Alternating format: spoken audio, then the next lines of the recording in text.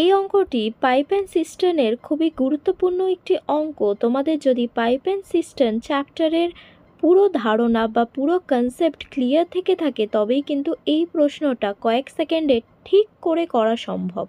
বা তোমরা যদি মাঙ্কির যে পাইপে চড়া বা নামার অঙ্কগুলি যেগুলো আমাদের চ্যানেলে অলরেডি আমি করিয়েছি ওগুলোও করে থাকো তাহলে অবশ্যই এটা করতে পারবে। চলো দেখে নিই এটা কিভাবে খুব কম সময়ের মধ্যে করে নেওয়া পসিবল। চলো অঙ্কটা করার সময় আমরা ধরে নিই যে পাইপটা ভর্তি করতে পারছে সেটাকে পি ধরে নিই, আর যেটা তোমার আরেকটা পাইপ আছে যেটা খালি করছে সেটা এল বা লিক ধরে নিই। এবার এখানে বলছে যে পাইপটা ভর্তি করতে পারে সেটা কত টাইম নিচ্ছে পুরোপুরি ভর্তি করতে, টাইম নিচ্ছে এখানে বলছে 4/1/2। তাহলে এটাকে যদি ইমপ্রপার ফ্র্যাকশানে তোমরা চেঞ্জ করো, মিক্সড ফ্র্যাকশানটা কি করবে, এই ডিনোমিনেটর 2 এর সাথে 4 মাল্টিপ্লাই করো, 8 + 1 মানে 9/2 আওয়ার্সে কি হচ্ছে পুরো ট্যাঙ্কটাকে এই ভর্তি করার পাইপটা ভর্তি করে ফেলছে, এটা টাইম লাগছে এত আওয়ার। আর বলছে যে লিকটা আছে বা আউটলেট পাইপ যেটা খালি করা পাইপ সেটা 7/1/5 ঘন্টায় পুরোটা খালি করে ফেলছে।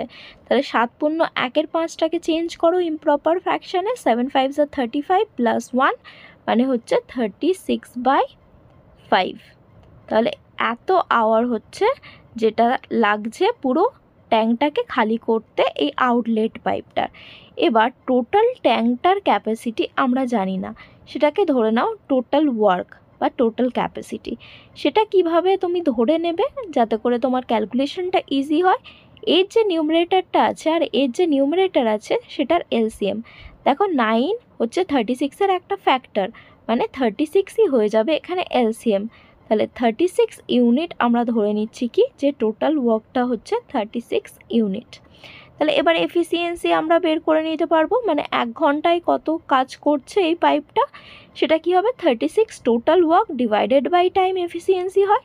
তাহলে 36কে যদি 9 দিয়ে ডিভাইড করো 4 পাবে, আর এই 2টা উপরে চলে যাবে মানে 8 ইউনিট পার আওয়ার। প্রতি ঘন্টায় কি করবে এই পাইপটা 8 ইউনিট জল ভর্তি করতে পারবে, প্রতি ঘন্টায় 8 ইউনিট। এবার এইভাবে এই লিকটা যেটা কি করবে নেগেটিভ এফিসিয়েন্সি দেবে। কেন নেগেটিভ, কারণ এটা খালি করছে।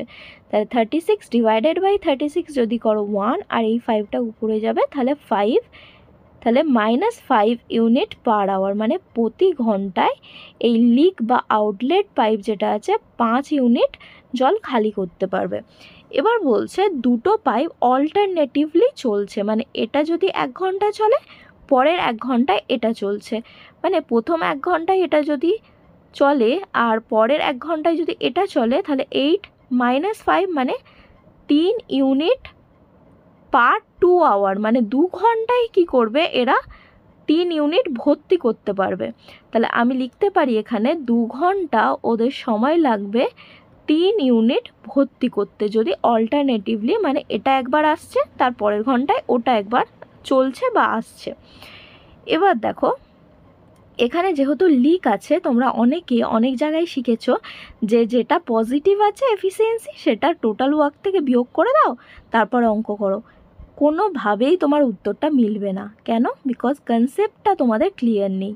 এখানে কি করতে হয়, এই যে 3 ইউনিট কিন্তু ওকে কত করতে হবে টোটাল কাজ 36 ইউনিট, তাহলে 3কে সেই নাম্বার দিয়ে মাল্টিপ্লাই করতে হবে যাতে করে যেটা আসবে সেটা আর এই 36 ইউনিট যেটা হচ্ছে তোমার টোটাল ওয়ার্ক এই দুটো গ্যাপ যেটা আসছে সেটা এই 5-এর থেকে বড় হতে হবে, 5-এর থেকে বড় হতে হবে সেরকম গ্যাপ নিতে হবে।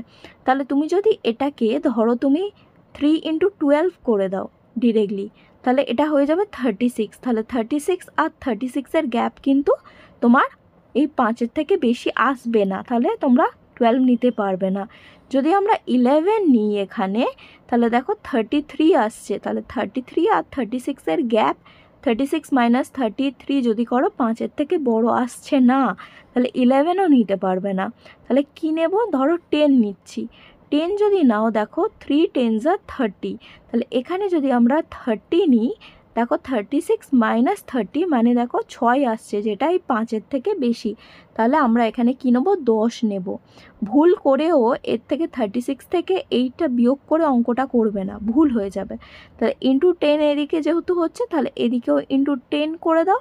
তার মানে এই 30 ইউনিট জল ভরতে ওদের 2 × 10 মানে 20 আওয়ার্স লেগে গেল। এবার দেখো 20 আওয়ার্সে 30 ইউনিট কাজ হয়ে গেল, মানে আনসারটা 20-র বেশি হবে, একটুখানি বুঝলাম। কিন্তু পুরো কাজটা হয়নি, পুরো কাজটা হতে এখনও কত ইউনিট কাজ বাকি আছে, 6 ইউনিট কাজ বাকি আছে। আর প্রথমবার বলছে যে আসছে সেটা হচ্ছে যেটা ভর্তি করে সেই পাইপটা, মানে এই পাইপটা আসছে যার এফিসিয়েন্সি 8 ইউনিট, মানে প্রতি ঘন্টায় 8 ইউনিট সে কাজ করতে পারে। তাহলে 6 ইউনিট কাজ করতে হবে, তার মানে কি 6 ইউনিট কাজ করতে হবে ডিভাইডেড বাই ও কত ইউনিট কাজ করতে পারে, যেটা হচ্ছে 1 ঘন্টায় 8 ইউনিট পার আওয়ার। তাহলে দেখো ইউনিট কেটে যাবে, মানে হচ্ছে 6/8 আওয়ার। 6/8 আওয়ার মানে হচ্ছে 3/4। তার মানে আরও 3/4 আওয়ার লাগবে এই 6 ইউনিট কাজটা করতে। তাহলে টোটাল কত টাইম লাগলো, এখানে 20 আওয়ার অলরেডি লাগছিল, আর এখানে 3/4 আওয়ার আরও লাগছে। তাই 3/4 আওয়ার হয়ে যাবে আমাদের কারেক্ট আনসার, যেটা হচ্ছে অপশন নাম্বার এ। তোমাদের যদি এই ভিডিওর কন্টেন্ট ভালো লেগে থাকে অবশ্যই লাইক, সাবস্ক্রাইব আর বন্ধুদের সাথে অনেক শেয়ার করার রিকোয়েস্ট রইল। দেখা হচ্ছে পরবর্তী ভিডিওতে আরও এরকম অসাধারণ কন্টেন্ট নিয়ে। সঙ্গে থাকো, শিখতে থাকো।